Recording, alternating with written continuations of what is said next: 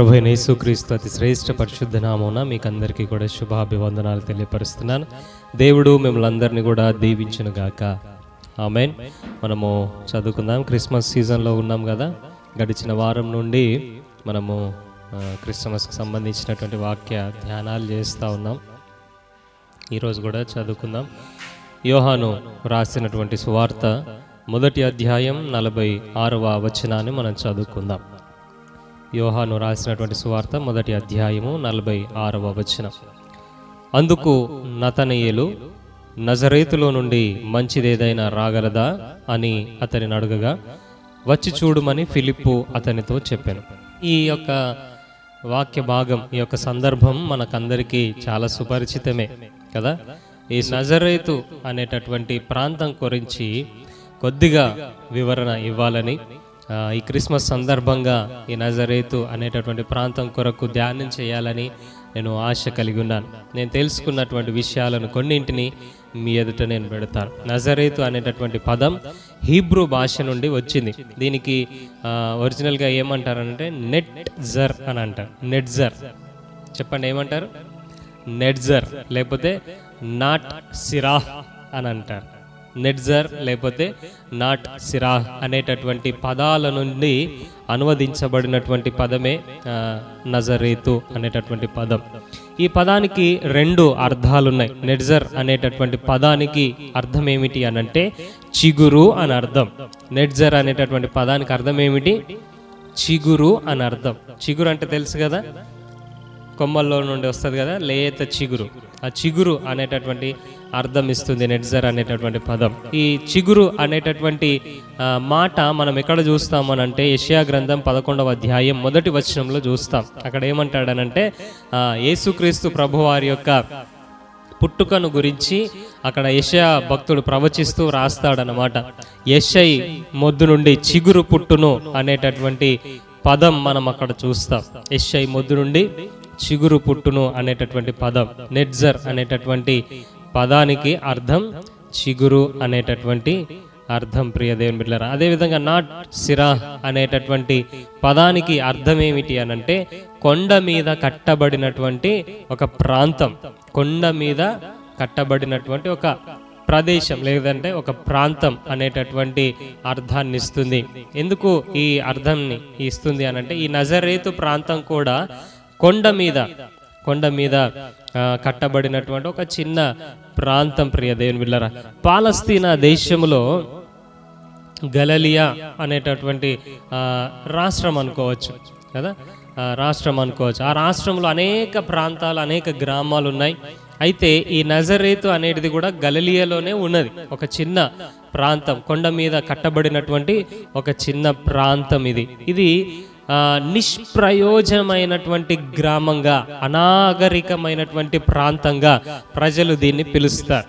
నిష్ప్రయోజనమైనటువంటి ప్రాంతం, అనాగరికులు ఉన్నటువంటి అనాగరికమైనటువంటి ప్రాంతం అని పిలుస్తారు. లేకపోతే చీకటి గ్రామంగా ఈ ప్రాంతాన్ని పిలుస్తారు. ప్రవక్తలు, పరిపాలకులు, ప్రజలు దీన్ని ఏమంటారనంటే మౌంట్ తాబోర్ అని అంటారు. ఏమంటారు? మౌంట్ తాబోర్ అని అంటారు. అంటే ఒక నిష్ప్రయోజనమైనటువంటిది, లేకపోతే అవమానించబడినటువంటి ప్రాంతం, తృణీకరింపబడినటువంటి ప్రాంతం అని అర్థం ఇస్తుంది. ప్రియ దేవుని బిడ్డలారా, ఇక్కడ నుండి ఏ మంచిది కూడా రాదు అనేటటువంటి ఒక ఆలోచన కలిగి ప్రజలు ఉంటారు. ఈ నజరేతులో నుండి, ఈ తృణీకరింపబడినటువంటి ప్రాంతంలో నుండి, ఈ చెడ్డ ప్రాంతంలో నుండి, అవమానించబడినటువంటి ప్రాంతంలో నుండి మంచిది ఏది కూడా రాదు అనేటటువంటి ఆలోచన కలిగి అది ఫిక్స్ అయిపోయినారు ఇక ప్రజలందరూ కూడా. అందుకే ఇక్కడ నతనయేలు అంటారు, నజరేతులో నుండి ఏదైనా మంచిది రాగలదా అనేటటువంటి ప్రశ్న ఈయననే కాదు, ఎవరిని అడిగినా అదే. నజరేతుల నుండి ఏ మంచిది కూడా రాదు అనేటటువంటి ఆలోచన కలిగినటువంటి ప్రజలుగా ఉన్నారు ఆ ప్రజలు. ఈ గ్రామంలో ఉన్న ప్రజలు వేరే ప్రాంతానికి వెళ్ళటానికి ఇష్టపడరు. ఎందుకు అనంటే ఈ ప్రాంతంలో ఉన్నటువంటి భాష తప్ప వేరే భాష రాదు. అందుకే వీరిని తృణీకరింపబడినటువంటి వారు, అనాగరికులు, వీళ్ళకు ఏం తెలియదు, వీళ్ళు నిష్ప్రయోజనమైనటువంటి ప్రజలు ఆ ప్రాంతం అనేటటువంటి పేరును పెట్టేశారు. ఎటువంటి విశిష్టత కానీ చరిత్ర కానీ లేనటువంటి ఒక స్వల్ప గ్రామం, చాలా ఎన్నికకు లేనటువంటి గ్రామంగా ఈ గ్రామం ఉన్నది. ప్రియ దేవుని బిడ్డలారా, ఇలాంటి ప్రాంతంలో ఉన్నటువంటి ప్రజలు వారు కనీసం కలలో కూడా అనుకోలేదు ఇశ్రాయేలును ఏలేటటువంటి రాజు తమలో నివసిస్తాడని. అసలు కలలో కూడా ఊహించలేదు యేసుక్రీస్తు ప్రభువారు ఆ ప్రాంతంలో నివసిస్తారని. పాత నిబంధన గ్రంథంలో మనం చూసినట్లయితే చరిత్ర, ఇశ్రాయేలు ప్రజలు బబులోనుకు కొనిపోబడిన తర్వాత క్రీస్తు పూర్వం 538వ సంవత్సరంలో పారసీక దేశపు రాజైనటువంటి కోరేషు యూదులను తిరిగి తమ స్వదేశానికి రావటానికి అనుమతిస్తాడు. ఆ క్రమంలో యూదులు బబులోను నుండి యూదయకు తిరిగి రావటం ప్రారంభిస్తారు. అయితే ఇలా వస్తున్నటువంటి క్రమంలో దావీదు వంశానికి చెందినటువంటి ప్రజలు ఆ ఇశ్రాయేలు దేశానికి తిరిగి వచ్చి నజరేతు అనేటటువంటి ప్రాంతంలో నివాసం ఏర్పాటు చేసుకుంటారు. ప్రియ దేవుని బిడ్డలారా, వాళ్ళు తిరిగి రాజ్యాన్ని చేయొచ్చు కదా అని అంటే అప్పటికే వేరే వాళ్ళు ఆ ప్రాంతాన్ని పరిపాలిస్తూ ఉంటారు. హేరోదు కూడా పరిపాలన చేస్తున్నటువంటి సందర్భాన్ని మనం చూస్తాం. అందుకే ఈ ప్రజలు, దావీదు సంతానానికి చెందినటువంటి ప్రజలు ఆ యొక్క నజరేతు ప్రాంతానికి వెళ్ళి అక్కడ నివాసాన్ని ఏర్పాటు చేసుకున్నాడు. అంతేకాదు హేరోదు ఈ దావీదు సంతానానికి చెందినటువంటి వారిని చంపేసే పని కూడా పెట్టుకున్నాడు. ఎందుకనంటే వాళ్ళు తిరగబడి మరలా రాజ్యాన్ని చేదిక్కించుకుంటారేమో అని హేరోదు అక్కడ వారిని, దావీదు సంతానంలో ఉన్నటువంటి వారిని చంపేయడం అనేది మనం చూస్తూ ఉంటాం. ప్రవక్తలు కానీ పరిపాలకులు కానీ తృణీకరించినటువంటి, ఏ ఎన్నికకు లేనటువంటి ప్రాంతంగా ఈ యొక్క నజరేతు ప్రాంతం ఉన్నది. ప్రియ దేవుని బిడ్డలారా, ఈ విసర్జింపబడినటువంటి, తృణీకరింపబడినటువంటి స్వల్ప గ్రామమైనటువంటి ఈ నజరేతు గ్రామంలో నుండి యేసుక్రీస్తు ప్రభువారు వచ్చారట. అందుకే ఆయన నజరేయుడు అని పిలువబడ్డాడట. ఎన్నో విశిష్టమైనటువంటి ప్రాంతాలు ఉన్నాయి, పేరు పొందినటువంటి వ్యాపారాలు జరిగేటటువంటి ప్రాంతాలు ఉన్నాయి, రాజధానులు ఉన్నాయి. కానీ వాటిలో ఏ ఒక్క దాని పేరుతో ఆయన పిలువబడలేదు. కానీ తృణీకరింపబడినటువంటి ప్రాంతం, స్వల్ప గ్రామం, ఎన్నికకు లేనటువంటి ప్రాంతం, ప్రజలందరూ కూడా చీదరించుకుని అసలు అక్కడి నుంచి ఏ మంచి కూడా రాదని చెప్పుకునేటటువంటి ప్రాంతం అయినటువంటి నజరేతు అనేటటువంటి ప్రాంతంలో ఉన్నటువంటి వాడు ఈయన నజరేయుడు అని ఆయన పిలువబడ్డాడు. ప్రియ దేవుని బిడ్డలారా, అంతేకాదు మనము చూసినట్లయితే యోసేపు, మరియా వాళ్ళు అక్కడే నివసించినట్లుగా కూడా మనకు చరిత్ర ఆధారం ఉన్నది. గబ్రియేలు కన్యక అయినటువంటి మరియను దర్శించినప్పుడు ఆమె అదే నజరేతు ప్రాంతంలో ఉన్నట్లుగా మనం చూస్తాం. యోసేపును కూడా దర్శించినప్పుడు అదే ప్రాంతంలో ఉన్నట్లుగా మనం చూస్తాం. లూకా సువార్త 2వ అధ్యాయం 5వ వచనంలో చూసినట్లయితే అక్కడ యోసేపు దావీదు వంశంలోని గోత్రంలో పుట్టినవాడు గనక తన భార్యగా ప్రదానం చేయబడినటువంటి గర్భవతి అయిన మరియను కూడా తీసుకొని పోయి కైసరు ఔగుస్తు వలన ఒక పిలుపు వస్తుంది కదా, ప్రజాసంఖ్య చేసుకోవాలని. ఆ ప్రజా సంఖ్యలో వ్రాయబడటానికి ఇక్కడి నుండే, ఈ యొక్క నజరేతు ప్రాంతంలో నుండే వాళ్ళిద్దరు బయలుదేరి ఎక్కడికి వెళ్తారు? బెత్లెహేము అనేటటువంటి ప్రాంతానికి వెళ్ళినట్లుగా మనం చూస్తాం. ఇక్కడ వెళ్ళిన తర్వాత మరియా అక్కడనే ప్రసవించి యేసుక్రీస్తు ప్రభువారు అక్కడే జననమైనట్లుగా మనం చూస్తాం. ఆ తర్వాత లూకా సువార్త 2వ అధ్యాయం 39వ వచనంలో చూసినట్లయితే తిరిగి యోసేపు మరియను పట్టుకొని నజరేతులోనికి వెళ్ళినట్లుగా మనం చూస్తాం.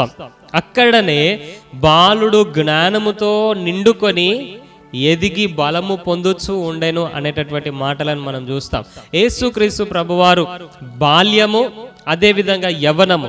తను బాప్తిస్మము తీసుకొని పరిచర్య మొదలుపెట్టే అంతవరకు కూడా తను నివసించినటువంటి ప్రాంతం ఏమిటి అనంటే ఈ ఎన్నిక లేని తృణీకరింపబడినటువంటి మనుషుల చేత విసర్జింపబడి అసహించుకోబడినటువంటి ప్రాంతమైనటువంటి నజరేతులోనే ఆయన బాల్యము యవ్వనము కొనసాగింది. ప్రియ దేవుని బిడ్డలారా, మార్కు సువార్త 1వ అధ్యాయం 9వ వచనంలో చూసినట్లయితే యేసు గలిలయలోని నజరేతు నుండి వచ్చి యోర్దానులో యోహాను చేత బాప్తిస్మము పొందుకున్నాడు అనేటటువంటి సన్నివేశాన్ని మనము చూస్తాం. ప్రియ దేవుని బిడ్డలారా, సొలొమోను కాలంలో కూడా ఈ గలిలయలో 20 ప్రాంతాల వరకు సుమారు ఉండేటివి. ఆ 20 ప్రాంతాలలో కూడా ఈ యొక్క నజరేతు అనేటటువంటి ప్రాంతము చాలా హీనమైనటువంటి, దయనీయమైనటువంటి, తిరస్కరింపబడినటువంటి, విడిచిపెట్టబడినటువంటి స్వల్ప గ్రామంగా ఈ ప్రాంతం నజరేతు అనేటటువంటి ప్రాంతమున, మిగతావన్నీ కూడా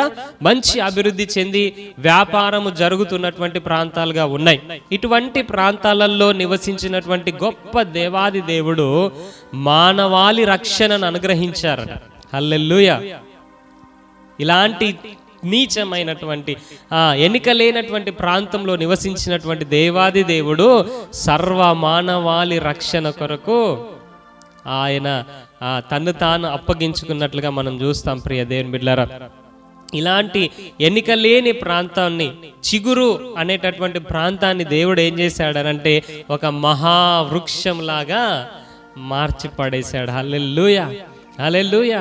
ఇంకా కొన్ని విషయాలు ఈ నజరేతు గురించి మనం చూసినట్లయితే ప్రవక్తలు చెప్పిన ప్రకారం, ప్రవచనాల ప్రకారం ఆయన నజరేయుడుగా పిలువబడటం మనం చూస్తాం. మత్తయి సువార్త 2వ అధ్యాయం 23వ వచనంలో మనం చూసినట్లయితే ఆయన ప్రవక్తలు చెప్పిన మాట నెరవేరినట్లు నజరేతు ప్రాంతంలో నివసించడం ద్వారా నజరేయుడుగా పిలువబడ్డాడు అనేటటువంటి విషయాన్ని మనం చూస్తాం. ప్రియ దేవుని బిడ్డలారా, అంతేకాదు అప్పటి కాలంలో ఏథెన్స్ కావచ్చు, యెరూషలేం కావచ్చు, రోమ్ కావచ్చు, ఇలాంటి ఎన్నుకోదగినటువంటి ప్రాంతాలు ఉన్నప్పటికీ కూడా ఆయన నజరేయుడు అని మాత్రమే పిలువబడ్డాడు.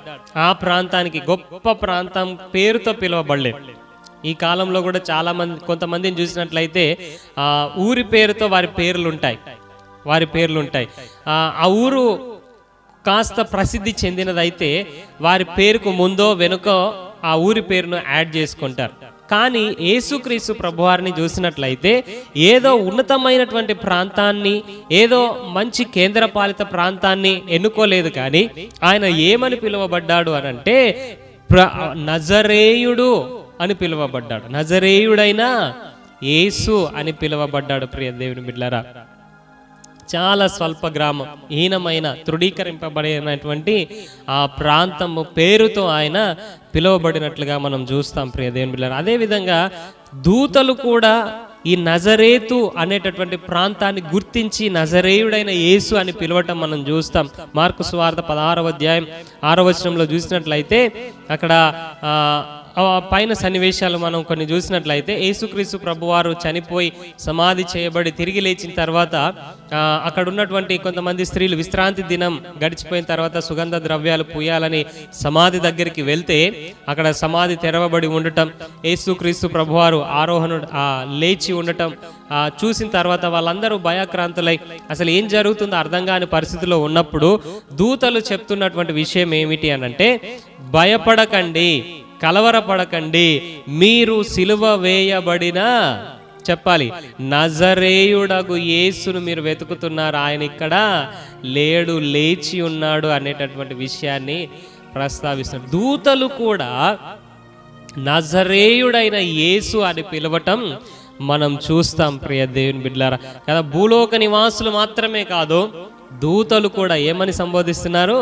నజరేయుడైనటువంటి యేసు అని సంబోధిస్తున్నారు. ప్రియ దేవుని బిడ్డలారా, ఆయన ఎక్కడ ఉంటాడో ఆ ప్రాంతానికి ఘనత, హెచ్చింపు, గౌరవం అనేటటువంటిది కలుగుతుంది ప్రియ దేవుని బిడ్డలారా.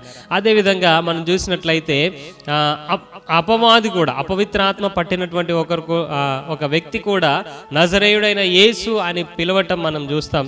మార్కు సువార్త 1వ అధ్యాయం 24వ వచనంలో చూసినట్లయితే అక్కడ యేసుక్రీస్తు ప్రభువారు సమాజ మందిరంలో బోధించడానికి వెళ్ళినప్పుడు అపవిత్రాత్మ పట్టినటువంటి ఒకడు ఏమంటాడనంటే, నజరేయుడైన యేసు నాతో నీకేమి పని? నజరేయుడైనటువంటి యేసు అని అపవాది చేత పీడింపబడుతున్నటువంటి వ్యక్తి, అనగా అపవాది కూడా నజరేతు అనేటటువంటి పట్టణం, నజరేయుడైన యేసు అని పిలవటం మనము చూస్తాం ప్రియ దేవుని బిడ్డలారా. అదేవిధంగా మనం చూసినట్లయితే గుడి భర్తీమై స్వస్థత పొందినటువంటి సన్నివేశంలో కూడా మనం చూసినట్లయితే మార్కు సువార్త 10వ అధ్యాయం 47 ఆ యొక్క అధ్యాయం అంతట్లో చూసినట్లయితే, నజరేయుడైన యేసు వస్తున్నాడని విని దావీదు కుమారుడా నన్ను కరుణించుము అనేటటువంటి మాట పలికినట్లుగా మనం చూస్తాం ప్రియ దేవుని బిడ్డలారా. అదేవిధంగా మనం చూసినట్లయితే సిలువలో కూడా పిలాతు ద్వారా నజరేయుడైన యేసు అని మనము పిలువబడటం మనం చూస్తాం. యేసుక్రీస్తు ప్రభువారు సిలువ వేయబడినప్పుడు పిలాతు పై విలాసం రాస్తాడు కదా, అందులో ఏం రాస్తాడు అనంటే మనం ఇప్పుడు చూస్తాం కొన్ని ఫోటోలలో కనబడుతుంది INRI అని కదా, INRI అని సిలువ మీద మనకు కనబడతా ఉంటుంది. యేసుక్రీస్తు ప్రభువారి యొక్క సిలువ మీద INRI అని కనబడతా ఉంటుంది కదా.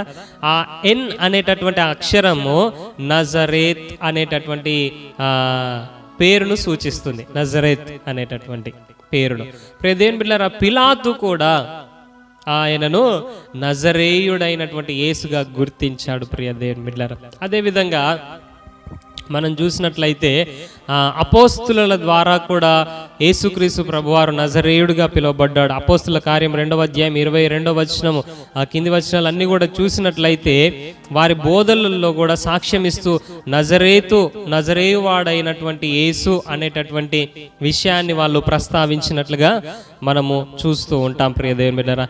అదేవిధంగా చాలా మంది ప్రార్థనలు చేస్తారు కదా, ప్రార్థన చేస్తారు. నేను కూడా చాలాసార్లు ప్రార్థన ముగించేటప్పుడు ఈ మాటనే పలుకుతాను, నజరేయుడైన యేసుక్రీస్తు నామమున అడుగుతున్నాను తండ్రి అనేటటువంటి మాటను మనం చూస్తాం.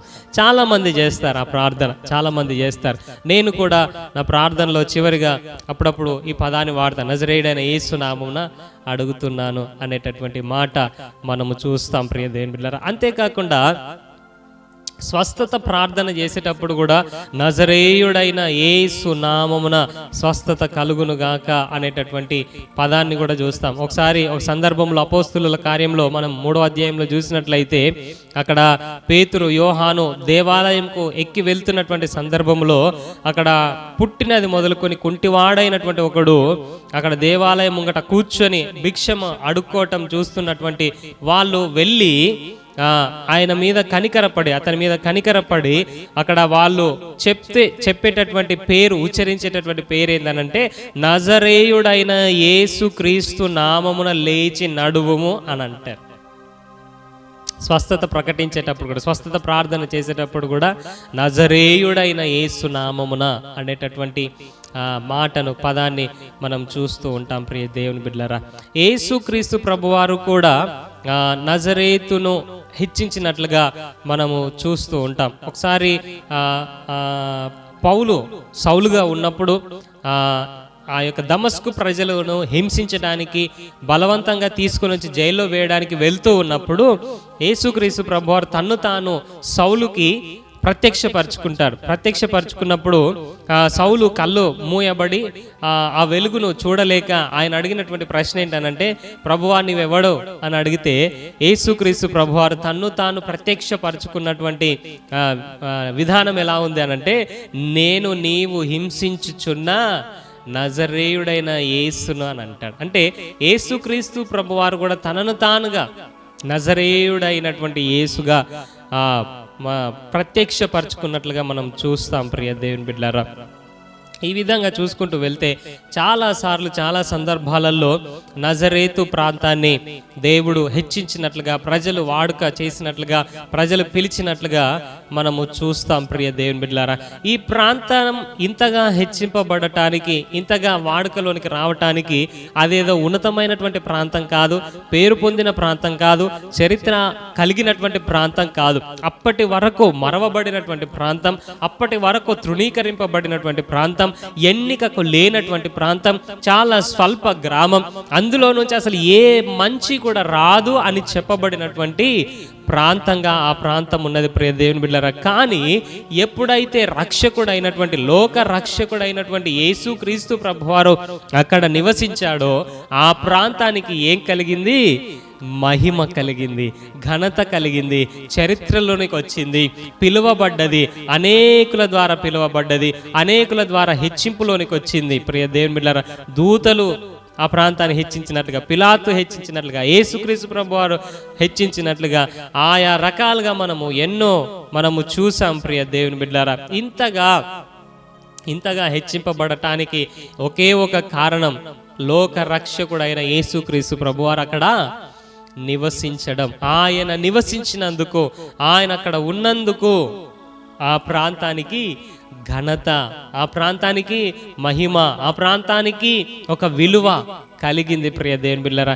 ఈ క్రిస్మస్ సందర్భంగా నేను చెప్పేటటువంటి విషయం ఏంటంటే, యేసుక్రీస్తు ప్రభువారు ఎక్కడ ఉంటాడో అక్కడ ఆ మనిషికి కానీ, ఆ కుటుంబానికి కానీ, ఆ ప్రాంతానికి కానీ, ఆ దేశానికి కానీ విలువ, ఘనత, మహిమ కలుగుతుంది ప్రియ దేవుని బిడ్డలారా. అప్పటి వరకు విలువ లేకుండా ఉండొచ్చు, అప్పటి వరకు ఘనత లేకుండా ఉండొచ్చు, అప్పటి వరకు తృణీకరింపబడినటువంటి ప్రాంతంగా, ఒక మనిషిగా, ఒక దేశంగా ఉండొచ్చు. కానీ దేవుడు యేసుక్రీస్తు ప్రభువారు కనుక అక్కడ ఉంటే, యేసుక్రీస్తు ప్రభువారిని మనం ఆహ్వానిస్తే, మన హృదయంలో నింపుకుంటే, మన హృదయంలో ఆయనకు చోటిస్తే, మన కుటుంబంలో ఆయనకు చోటిస్తే, మన దేశంలో ఆయనకు చోటిస్తే, మన ప్రాంతంలో ఆయనకు చోటిస్తే, అప్పటి వరకు తృణీకరింపబడినటువంటి మన జీవితాలు, మన ప్రాంతము మహిమ పొందటం మనం చూస్తాం ప్రియ దేవుని బిడ్డలారా. హల్లెలూయా, హల్లెలూయా. దావీదు జీవితంలో కూడా మీరు జ్ఞాపకం చేసుకున్నట్లయితే, దావీదును అన్నలు, తండ్రి అందరూ కలిసి చిన్న గొర్రెల మంద ఇచ్చేసి ఆయన ఎక్కడికి పంపించేశారు? అడవికి పంపించేశారు, అరణ్యంలో వదిలిపెట్టారు. పట్టణంతో సంబంధం లేదు, కుటుంబంతో సంబంధం లేదు, తల్లిదండ్రులతో సంబంధం లేదు, ఒంటరిగా ఆ చిన్న గొర్రెల మందను మేపుకుంటూ, ఏ ఎన్నికకు రాకుండా, ఎవరి చేత గుర్తింపబడకుండా ఆ అరణ్యంలో ఉంటున్నప్పుడు ఆయన చేసినటువంటి పని ఏంటనంటే, దేవుణ్ణి స్తుతిస్తూ ఉన్నాడు, దేవుణ్ణి మహిమపరుస్తూ ఉన్నాడు, దేవుణ్ణి తన హృదయంలో పెట్టుకొని ఆయనను ఘనపరుస్తూ ఆరాధిస్తూ కొనసాగుతున్నటువంటి తన జీవితంలో ఒక రోజు వచ్చింది. సమూయేలు అనేటటువంటి గొప్ప ప్రవక్త యెషయా దగ్గరికి వచ్చి, నీ కుమారులను నేను అభిషేకిస్తాను, పిలువు అనంటే, అక్కడ యెషయా పిలుస్తున్నాడు ఆర్మీలో ఉన్నటువంటి వారిని, పట్టణంలో ఉన్నటువంటి వారిని, రాజు దగ్గర ఉన్నటువంటి వారిని, అందరిని పిలిస్తే సమూయేలు అంటున్నాడు, వీళ్ళెవ్వరిని కూడా దేవుడు కోరుకోలేదట. మరెవరిని కోరుకున్నాడయ్యా? ఇంకెవరైనా ఉన్నారా? నీకు పిల్లలు ఇంకెవరైనా ఉన్నారా అని అంటే యెషయా చెప్తున్నటువంటి మాట చూడండి. అప్పటి వరకు గుర్తుకు లేదు, సమూయేలు అడిగే వరకు దావీదు గుర్తుకు లేడు, పిలవడం లేదు, ఆహ్వానించడం లేదు. నీ పిల్లలను పిలవయ్యా, అభిషేకిస్తానంటే అందరం పిలిచాడు కానీ దావీదుని పిలవలేదు. ఇంకెవరైనా ఉన్నారా అని అడిగితే అప్పుడు గుర్తుకొచ్చింది యెషయాకి దావీదు గురించి. ఉన్నాడయ్యా, కడసారి వాడట. ఎలాంటి వాడట? కడసారి వాడట. ఎలాంటి వాడట? తృణీకరింపబడినటువంటి వాడట. ఎలాంటి వాడట? ప్రాంతానికి, పట్టణానికి దూరంగా ఉన్నటువంటి వాడట. ఎలాంటి వాడట? ప్రజలతో సంబంధం లేనటువంటి వాడట. అయితే సమూయేలు అంటున్నాడు, అతన్ని పిలువండి, అతను వచ్చేంత వరకు వెయిట్ చేస్తా. హల్లెలూయా. దేవుణ్ణి కలిగి ఉన్నటువంటి మనుషుల కొరకు ప్రవక్తలు సహితం, రాజులు సహితం వెయిట్ చేసేటట్లుగా దేవుడు చేస్తాడు. హల్లెలూయా, హల్లెలూయా. ఇక్కడ కూడా మనం చూసినట్లయితే నజరేతు ప్రాంతానికి మించినటువంటి అభివృద్ధి కలిగినటువంటి ఎన్నో రాజధానులు ఉన్నాయి, ఎన్నో ప్రాంతాలు ఉన్నాయి అభివృద్ధి చెందినటువంటివి. కానీ ఆయన ఏ ప్రాంతం పేరుతో పిలువబడలేదు, కానీ నజరేయుడైనటువంటి యేసు అని పిలువబడ్డాడు. ఎన్నిక లేని ప్రాంతమైనటువంటి, అసలు గుర్తింపు లేనటువంటి ప్రాంతమైన నజరేతు వాడు అని ఆయన పిలువబడ్డాడు. ప్రియ దేవుని బిడ్డలారా, చివరిగా నేను మీకు ఒక స్టోరీని చెప్పి నేను ఇది కంక్లూజన్ చేస్తాను. ఒకానొక దేశంలో రాజు పిలుపునిచ్చాడట, మీకేం కావాలో కోరుకోండి అని. అంటే చాలా మంది రాజు సన్నిధికి వచ్చి వాళ్ళకి ఇష్టమైనవి కోరుకొని పట్టుకొని వెళ్తున్నటువంటి పరిస్థితి అక్కడ చూస్తాం మనం. అయితే ఒక యవ్వనస్తుడు ఒక పల్లెటూరులో నుండి రాజు దగ్గరికి వచ్చాడట. అందరూ ఎవరికి నచ్చినవి వాళ్ళు తీసుకొని పోతా ఉన్నారు. రాజును అడుగుతున్నారు, అది ఇది అని అడుగుతున్నారు, కోరికలు కోరుతున్నారు. రాజు ఏదైనా ఇస్తున్నాడు, ఎవ్వరు ఏది అడిగినా కాదనటం లేదు. రాజు ప్రకటన చేశాడు కదా, మీకు ఏది కావాలన్నా ఇస్తాను, మీరు ఏది అడిగినా చేస్తాను అనేటటువంటి ప్రకటన చేశాడు కదా. ఇక వాళ్ళకి ఇష్టమైంది అడుగుతున్నారు. కొంతమంది బంగారం అడుగుతున్నారు, కొంతమంది సింహాసనాన్ని ఎత్తుకొని పోతున్నారు. ఇలాంటి పరిస్థితులలో ఒక యవ్వనస్తుడు అలాగే నిల్చుండి చూస్తూ ఉన్నాడట. ఆ యవ్వనస్తుడిని చాలాసేపు గమనించినటువంటి రాజు తన దగ్గరికి పిలిచి, నువ్వు కూడా ఏదైనా పట్టుకొని పో, ఇక టైం అవుతుంది, క్లోజ్ చేసే టైం అవుతుంది, ఏదో ఒకటి పట్టుకొని పో, వెళ్ళిపో, ఇక మళ్ళీ దొరకదు, అందరు అన్ని పట్టుకొని పోతే అనంటే ఆయన కోరినటువంటి కోరిక ఏందనంటే, రాజా నాకు ఈ వస్తువులు ఏమీ వద్దు. మరి ఎందుకు వచ్చినావయ్యా, నువ్వు ఎందుకు వచ్చినావు అని అంటే, నాకు ఒక కోరిక ఉన్నది రాజా, అది మీరు తీర్చాలి అని అన్నాడట. అవునా, సరే చెప్పినా కదా, వాగ్దానం చేసినా కదా, తీరుస్తా, నీ కోరిక ఏంటో చెప్పు అని అంటే, రాజా ఒక్కరోజు ఒక్క పూట నా దగ్గర మీరు ఉండాలి, మా ఇంట్లో మీరు ఉండాలని అన్నాడట. ఒకరోజు నా గృహంలో మీరు నివాసం చేయాలి ఒక్కరోజు అని ఆ యవనస్తుడు కోరాడట. ఇదేం కోరికరా నాయన, నేను నీ ఇంటికి వస్తే నీకు అధిక భారం అయిపోతా, నువ్వు నాకు నా తిండి కానీ నా యొక్క వీటన్నిటిని నువ్వు భరించలేవు అని అంటే, లేదు రాజా, నువ్వు ఖచ్చితంగా రావాలి, నా ఇంట్లో ఒక్కరోజు ఉండాలి, అది చాలు, నాకు ఇంకేం వద్దు అని అన్నాడట.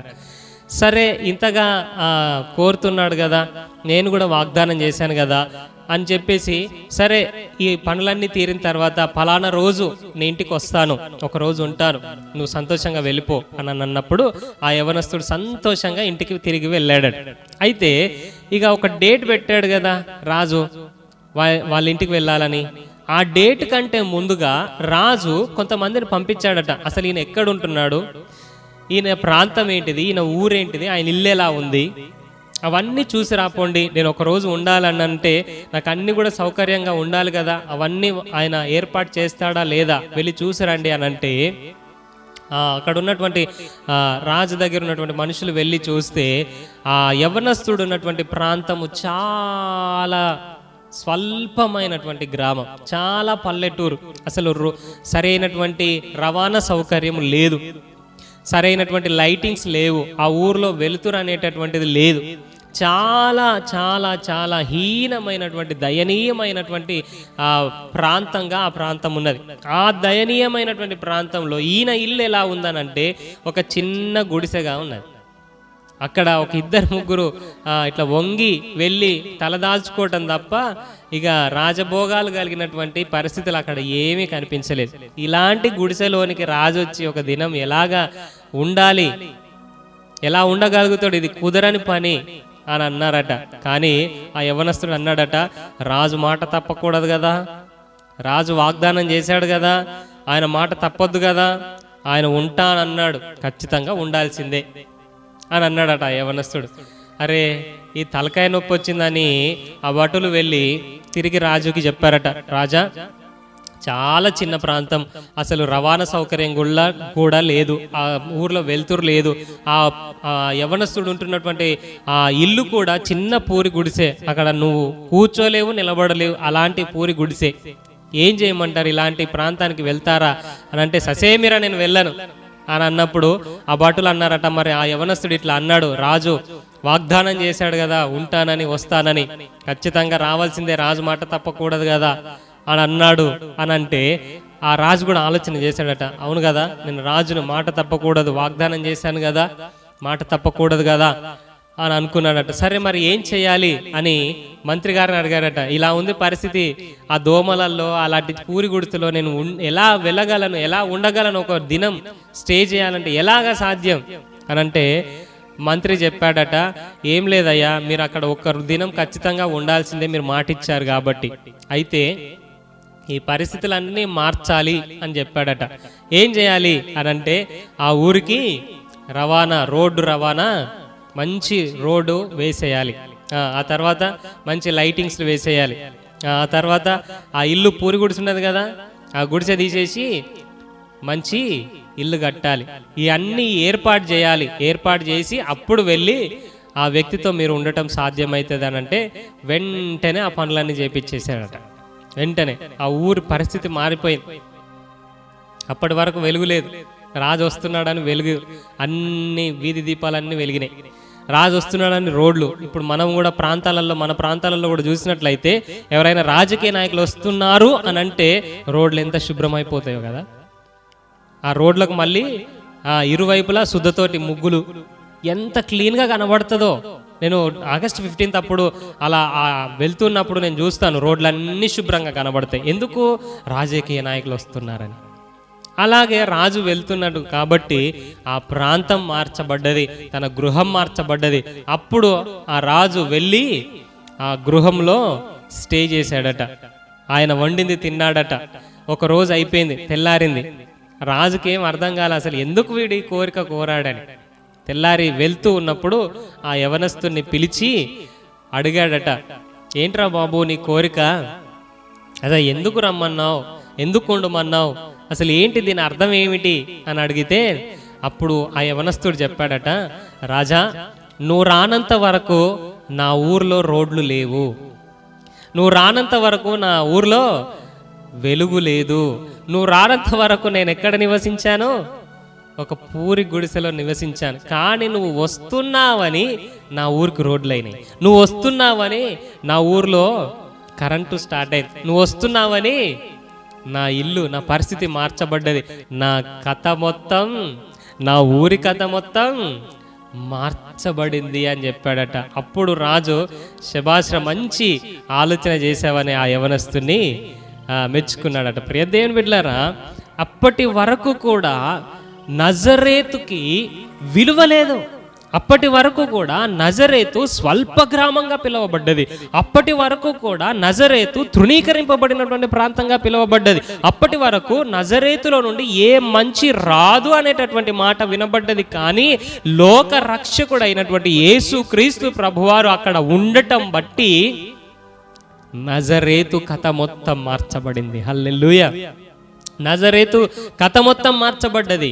అందరూ పిలుస్తున్నారు నజరేయుడైన యేసు, నజరేయుడైన యేసు, నజరేయుడైన యేసు అని. ప్రియ దేవుని బిడ్డలారా, ఈ దినం ఈ సందేశాన్ని వింటున్నటువంటి నీవు కూడా నీ జీవితంలో తృణీకరింపబడినటువంటి వాడిగా ఉన్నావేమో, తృణీకరింపబడినటువంటి స్త్రీగా ఉన్నావేమో. ప్రియ దేవుని బిడ్డలారా, నువ్వు తృణీకరింపబడిన వాడివిగా ఉన్నా, నువ్వు ఎన్నిక లేని వాడివిగా ఉన్నా, దేవుడు గనక నీలో ఉంటే నీ కథ మొత్తం మార్చేస్తాడు, నీకు విలువ వస్తుంది. కాబట్టి ఈ క్రిస్మస్ సందేశం ద్వారా నేను చెప్పేటటువంటి విషయం ఏంటంటే, ప్రియ దేవుని బిడ్డలారా, ఇప్పటి వరకు కూడా ప్రజలందరూ కూడా నేను వేస్ట్ గాడ్ అని అంటున్నారేమో, ఇప్పటి వరకు ప్రజలందరూ నిన్ను తృణీకరిస్తున్నారేమో, ఇప్పటి వరకు ప్రజలందరూ ఏ టాలెంట్ లేదు నీకు అని అంటున్నారేమో, ఇప్పటి వరకు ప్రజల చేత నువ్వు విమర్శింపబడి తృణీకరింపబడి హీనమైనటువంటి దీనమైనటువంటి స్థితిలో నువ్వు ఉన్నావేమో. కానీ యేసు క్రీస్తు ప్రభువారిని గనక నీ హృదయంలో ఆహ్వానించి ఆయన నీ హృదయంలో పెట్టుకుంటే నీ కథ మొత్తం కూడా మార్చబడుతుంది. నజరేతు కథ మార్చబడినట్లుగా, ఆ యవనస్తుడు ఉన్నటువంటి ప్రాంతం మార్చబడినట్లుగా, దావీదు జీవితం మార్చబడినట్లుగా నీ జీవితం మార్చబడుతుంది. మనుషుల దృష్టిలో నువ్వు ఎన్నిక లేని వాడుగా ఇప్పటి వరకు ఉన్నావేమో, కానీ యేసయ్య నీలోనికి వస్తే నీవు మహిమ కలిగినటువంటి వ్యక్తివిగా, దావీదు ఆ అరణ్యంలో నుండి ఆ యొక్క ఎన్నికలేని స్థితిలో నుంచి రాజుగా ఏ విధంగానైతే హెచ్చింపబడ్డాడో, ఈ దినం నీవు కూడా మనుష్యుల దృష్టిలో ఎన్నిక లేని వాడవుగా నువ్వు ఉన్నా, నీవు యేసయ్యను కలిగి ఉంటే నీ కథ మొత్తం ఆయన మార్చేస్తాడు. నజరేతు గురించి ప్రజలు, ఆ ప్రాంతం కట్టబడ్డ తర్వాత ఆ ప్రజలందరూ కూడా ఇది ఎన్నికకు లేదు, ఇది పనికిరాదు, స్వల్ప గ్రామం అని అన్నారు. కానీ ఆ నజరేతు కట్టబడక ముందే, నజరేతు గురించి విమర్శలు రాకముందే, నజరేతు గురించి ప్రజలు హేళన చేసి మాట్లాడక ముందే యెషయా గ్రంథములో దేవుడు నజరేతు గురించి రాపించాడు. హల్లెలూయా, హల్లెలూయా. ఈ దినం నీ జీవితంలో కూడా ఇప్పుడు నిన్ను ప్రజలు తృణీకరిస్తున్నారేమో, ఏ టాలెంట్ లేదు వీనికి, వీడొక సోమరిపోతు, వీడొక అసలు దేనికి పనికి రానివాడు, వీడు అసలు దేనికి ఎన్నికకు లేని వాడు, అసలు వీణ్ణి పలకరించడం కూడా వేస్టే అని నిన్ను అంటున్నారేమో, నిన్ను హేళన చేస్తున్నారేమో, నిన్ను తృణీకరిస్తున్నారేమో. తృణీకరింపబడక ముందే, మనుషులు నిన్ను హేళన చేయక ముందే నీ విషయములో దేవుడు అనాది కాలంలోనే ఒక ప్రత్యేక ప్రణాళిక కలిగి ఉన్నాడు. ప్రియ దేవుని బిడ్డలారా, ఈ క్రిస్మస్ సందర్భంగా ఆ దేవుని సందేశం ద్వారా నేను తెలియపరిచేటటువంటి విషయం ఏంటంటే, ప్రజలు నిన్ను తృణీకరిస్తున్నారా, నిన్ను దూషిస్తున్నారా, నిన్ను విమర్శిస్తున్నారా, భయపడకు, దిగులు పడకు, కృంగిపోకు. దేవుడు నీ ఎడల ఒక ప్రత్యేక ప్రణాళిక కలిగి ఉన్నాడు.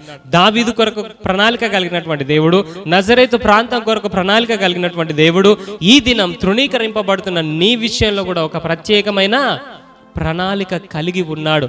ఆయనను నీ హృదయంలో ఆహ్వానిస్తే, ఆయన నీ హృదయంలో ఉంటే నీ కథ మొత్తం మార్చేస్తాడు, నీ పరిస్థితి మొత్తం మార్చేస్తాడు.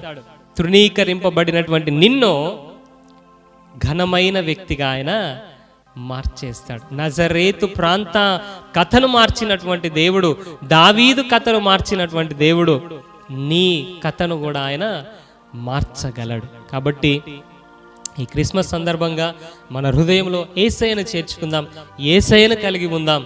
యేసయ్యను కలిగినటువంటి జీవితం ధన్యకరమైనటువంటి జీవితం. కాబట్టి కళ్ళు మూసుకొని చిన్న మాట ప్రార్థన చేసుకుందాం విన్న వాక్యాన్ని బట్టి.